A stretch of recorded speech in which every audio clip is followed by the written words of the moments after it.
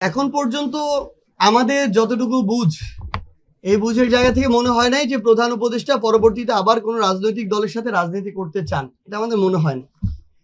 কিন্তু আমরা এটাও তাকে বলতে চাই, উপদেষ্টা পরিষদ দেখে মানুষের আশা জাগ্রত হয় নাই, প্রধান উপদেষ্টাকে দেখে মানুষের আশা সঞ্চার হয়েছিল, মানুষ এই অন্তর্বর্তীকালীন সরকারের উপর আস্থা রেখেছিল। সো বাকিদের সাথে তার দায়িত্বে তুলনা করলে হবে না, তার দায়িত্ব অনেক বেশি এবং তার দায়িত্ব নির্বাচন দিয়ে চলে যাওয়ার মধ্যে সীমাবদ্ধ না। এটা একজন উপদেষ্টা চিন্তা করতে পারে, প্রধান উপদেষ্টা কোনোদিনও চিন্তা করতে পারে না। তো আমরা তাকে আহ্বান করব, তিনি একটা স্টেটমেন্ট এসেছিল অনাকাঙ্ক্ষিত, তারপরে প্রেস কর্মকর্তারা বললো এটা ভুলভাবে উপস্থাপন করা হয়েছে, আমরা সেটার দিকে যাচ্ছি না। কিন্তু আমরা এইটুকু বলি, এই বাংলাদেশে যে কোনো ফর্মে আওয়ামী লীগ রাজনীতি করার কোনো সুযোগ নাই। আওয়ামী লীগের রাজনৈতিক কার্যক্রম নিষিদ্ধ হয়েছে। আওয়ামী লীগকে দল হিসেবে তাদের মার্কা, তাদের নিবন্ধন আইনগত প্রক্রিয়ায় নিষিদ্ধ করতে হবে, এটা আমাদের স্পষ্ট অবস্থান। বাংলাদেশে অভ্যুত্থান পরবর্তী বাংলাদেশে আবার যদি এই প্রাসঙ্গিকতা কেউ আনার চেষ্টা করে, আমরা ধরেই নিব অভ্যুত্থানের সময় তার বিরোধী অবস্থান ছিল, হয়তো গোপনে ছিল, এখন সে সেটা প্রকাশ করছে এবং বাংলাদেশের ছাত্র জনতা এটার বিপক্ষে তাদের যেটা অবস্থান এটা পূর্বের মতো আবার দেখাবে। আমাদের কিন্তু আহ্বায়ক জনাব নাহিদ ইসলাম বলেছেন যে নাম প্রকাশ করা হবে। আমরা তাদের আসলে চরিত্রের শেষটা একটু দেখতে চাই, কারণ তারা যখন এখন বিপ্লবটাকে, গণ অভ্যুত্থানটাকে ধারণ করে তাদের যেভাবে বোল্ডলি এক একটা সংস্কার করা দরকার ছিল, এক একটা সিদ্ধান্ত নেওয়ার কথা ছিল, যেভাবে আমরা প্রত্যেকটা জায়গায় যে অপকর্মগুলোর বিরুদ্ধে মানুষ রাস্তায় নেমেছিল সেগুলোর শেষ দেখতে চেয়েছিলাম, সেগুলো যখন আবার সামনে আসে তখন এই গাফিলতির দায় তাদেরকে কিন্তু নিতে হবে। আমরা যদি তাদের জায়গা থেকে ওই রকম একদম স্ট্রিক্ট ভাবে আইন শৃঙ্খলা রক্ষার ক্ষেত্রে বলেন, বিচারের ক্ষেত্রে বলেন, পলিটিক্যাল যে ইন্টারফারেন্স এটার ক্ষেত্রে বলেন, এরকম প্রত্যেকটা ক্ষেত্রে, আমলাতন্ত্রের ক্ষেত্রে দেখেন, আমরা যদি তাদের ওই বোল্ড সিদ্ধান্তগুলো পেতাম হয়তো আমাদের এই অবস্থা দেখতে হতো না।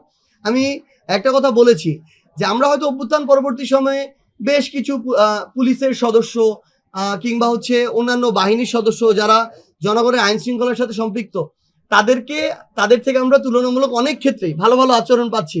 কিন্তু আবার আমরা এমনও দেখছি যে এখন এমনও অনেক পুলিশ আছে, পুলিশ সদস্যের অফিসার আছে যারা তাদের জায়গা থেকে এখন আবার নতুন করে টাকা ছাড়া কাজ করেন। সো আলটিমেটলি তাহলে আপনি তার বিরুদ্ধে ব্যবস্থা নিতে পারেন নাই। আপনি যদি বলেন যে না আমি জানি না, আমার কাছে তথ্য না, এভিডেন্স, তাহলে আপনি আসেন কেন? আপনার গোয়েন্দা সংস্থা আছে কেন? যদি আমার এভিডেন্স দিতে হয় তাহলে আপনি কি কাজ করেন? তো এই জায়গাগুলোতে আমরা যেটা দেখেছি সবচেয়ে সমস্যাটা হয়ে গেছে গোড়ায় কিভাবে অভ্যুত্থান পরবর্তী বাংলাদেশে সিভিল সার্ভিস থেকে শুরু করে প্রশাসন, পুলিশ থেকে শুরু করে বিভিন্ন বাহিনীতে যদি 1000ও কালপ্রিট থেকে থাকতো, যে দলীয় বাহিনী হিসেবে কাজ করেছে, আওয়ামী বাহিনী হিসেবে কাজ করেছে, যে মানুষের সাথে অন্যায় করেছে, তাদের বিরুদ্ধে যদি দৃশ্যমান বিচার হতো, ব্যবস্থা হতো, তাহলে অবস্থা দেখতে হতো না।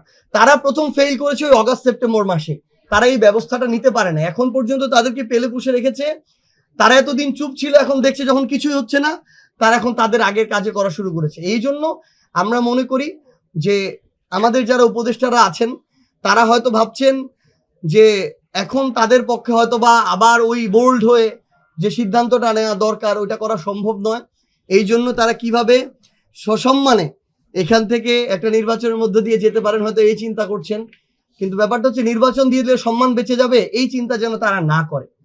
কারণ এত বড় একটা অভ্যুত্থানের দায়িত্ব, এত শহীদার রক্তের দায়িত্ব শুধু একটা নির্বাচন দিয়ে যদি তারা শেষ করে এক্সিট নিতে চায়, আমরা বলি বাংলাদেশের মানুষের কাছে তারা আর কোনোদিন আশ্রয় পাবে না।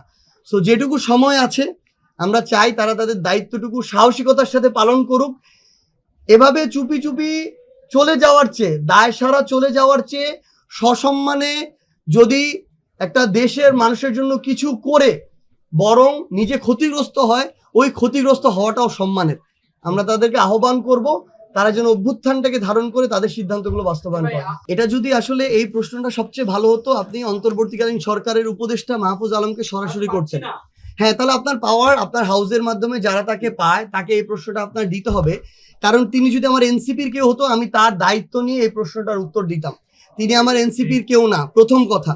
দ্বিতীয় কথাটা হচ্ছে মানে আমি একটা জায়গায়, আপনারা এটা বিবেচনা করবেন, আপনাদের জায়গা থেকে সত্যতা থাকে আপনারা প্রকাশ করবেন। এইটার জন্যই তো এই অভ্যুত্থান, যেটা সত্য আপনারা সেটা বলবেন। আপনারা এটা, আমি যেন আপনাদের থেকে ভাই একটা জিনিস খুব আশা নিয়ে বলছি, গুঞ্জন শোনা যায় এটা আমরা আর শুনতে চাই না ভাই। আমরা শুনতে চাই উনি এটা করেছেন, আমাদের কাছে এভিডেন্স আছে, এই বিষয়ে আপনারা তার মতামত জানতে চান, এই বিষয়ে এনসিপির মতামত জানতে চান, একজন উপদেষ্টার বিষয়, তিনি একজন উপদেষ্টা, আমরা এনসিপির প্রতিনিধি হিসেবে কথা বলছি।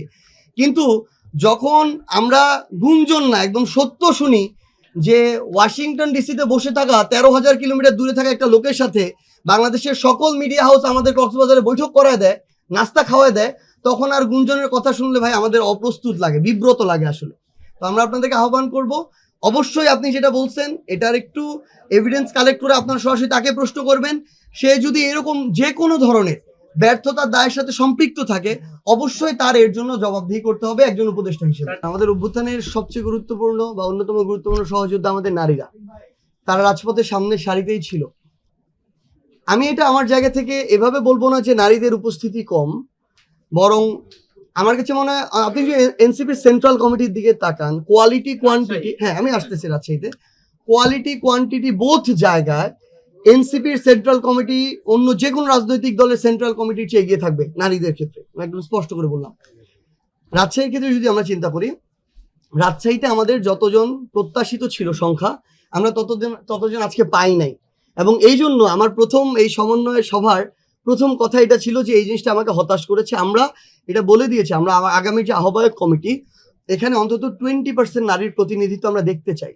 এটা যেন রিপ্রেজেন্টেশন না হয়, এটা যেন পার্টিসিপেশন হয়, এটা আমরা আমাদের জায়গা থেকে চাই। আমরা চেষ্টা করব, ওই শর্ত দেওয়া হয়েছে শুধু নারী না, অন্যান্য ধর্মাবলম্বী যারা আছে, মাইনরিটি যারা আছে, এবং অনেকে আছে বিভিন্ন পেশাজীবী, দলিত, হরিজন, এরকম সম্প্রদায় যারা আছে, তাদেরও যেন উপস্থিতি থাকে। আশা করছি আমাদের যে আহ্বায়ক কমিটি হবে, ভাই সমন্বয় কমিটি করার আগে আমরা এত সময় পাইনি এগুলো যাচাই করার, কারণ আমাদের নিবন্ধনের জন্য জরুরি ভিত্তিতে এটা করা প্রয়োজন ছিল। কিন্তু আশা করছি আমাদের যে আহ্বায়ক কমিটি হবে, এখানে আমরা এই একটা সুন্দর প্রতিনিধিত্ব আমরা দেখতে পাবো, এবং আমরা বিশ্বাস করি তাদের জন্য ওই এনভায়রনমেন্ট এবং স্কোপটা আমরা আমাদের জন্য সর্বোচ্চটুকু দিয়ে চেষ্টা করব ওপেন করে দেওয়ার।